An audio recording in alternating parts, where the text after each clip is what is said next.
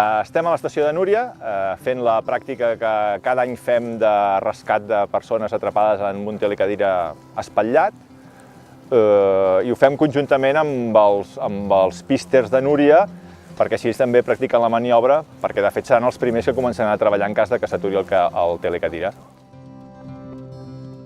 És important com a recordatori de la tècnica, el material, el protocol, perquè és una situació que habitualment no es dona.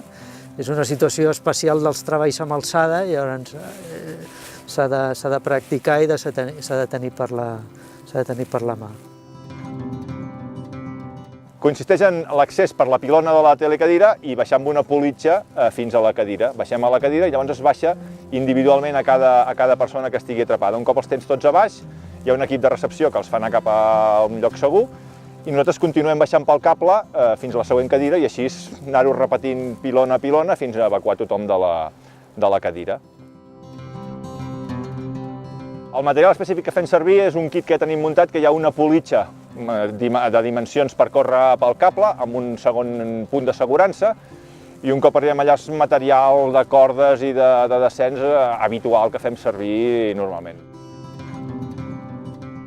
En una situació real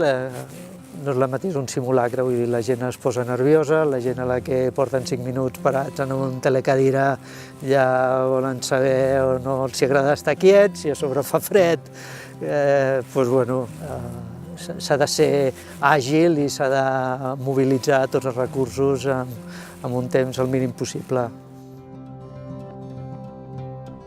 En un servei on pugui quedar molta gent atrapada a la cadira, el problema és el fred. Si és un dia bo, tot i que s'allargui en el temps, doncs s'aguanta millor, però si fos un dia dolent, de neu, de vent, la gent podríem tenir-los amb hipotèrmies lleus i no només els haurien de baixar, sinó que se'ls hauria de traslladar amb les retracs o amb les motos segurament a un punt calent per poder-se recuperar. L'any passat això va passar a l'estació de Vallter, afortunadament amb poca gent, i es va haver de fer aquestes maniobres per evacuar la gent del telecadira.